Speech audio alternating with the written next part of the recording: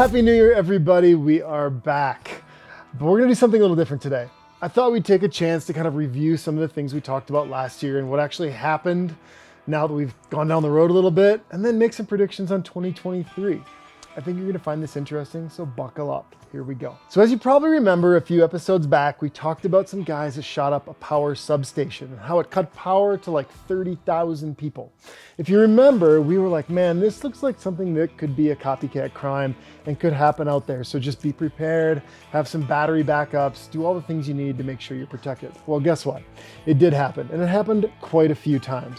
In fact, on Christmas Day, multiple power substations were shot down in Western Washington, cutting power to 14,000 people on Christmas. But that's not all. There were actually more in the Northwest, prompting the Department of Homeland Security to put out a bulletin alerting people that certain unhappy groups of people might be doing this more and more frequently.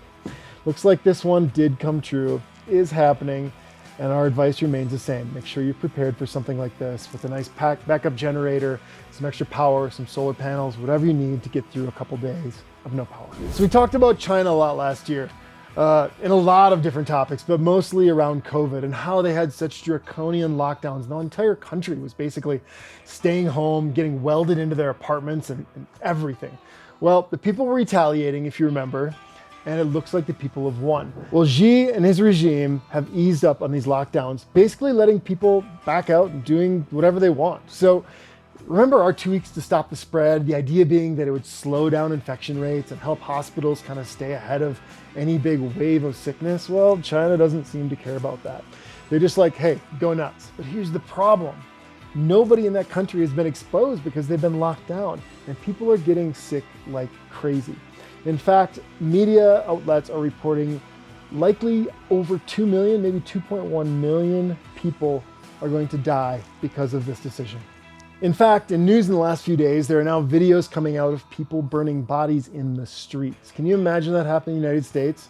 Like, there is so little room in hospitals, in wards, and in funeral homes that they're literally stacking bodies in the streets in the neighborhoods and starting fires. This is not going to end well. So 2023, what are we gonna have? Alien invasions, World War III?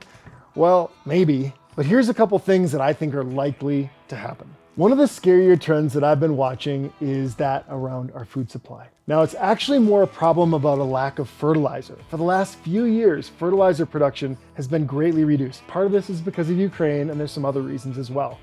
Now, why this hasn't been in the news over the last few years is because there's been an emergency supply and we've been using it. Well, that emergency supply is running out. And if it runs out, the same plot of lands we've always farmed are going to produce significantly less food. So in places like Africa, they're predicting 20 to 60% decrease in food production. Fertilizer prices are going up, they can't afford it, they make less food. Now people can't afford food and there's going to be starvation. I think this is going to be a big theme this next year, so keep an eye on that. My second prediction of this year is issues around our power grid, but probably not in the way you're thinking.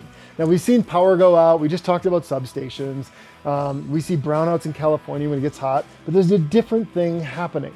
As you guys are aware, coal and oil production has been reduced. What that's leading to is people transitioning over to wind, to hydroelectricity, things like that. Sounds great, right? But here's the problem. Our grid is not set up to accept impulses of extra power. So if you get a windy day, you get a big rainstorm where all of a sudden hydroelectricity is pumping, it's going to push a ton of electricity into our grid, and our grid is not designed to accept it, causing it to break. So as we put more turbines up, as we build more hydroelectricity and weather patterns get more extreme, this is going to be a really interesting thing we see play out over the next couple years. So guys, look, I did a lot of reading over the holidays, and I don't want to be the angel of death here, but I'm really starting to believe that some of the things we've come to accept as normal were just kind of this amazing moment in time that we lived through. Things like Amazon Prime, things like emergency services being at our fingertips, things like power never failing. I think that we are past those times, and I think that there's never been a better time in your life to be prepared. Things are going to be more disruptive, and while life's still going to be great, it's just not going to be the way it was. So here's my advice. Get out there, get prepared, enjoy life, take things in stride, and just be ready. That's all for this week. We'll see you next week.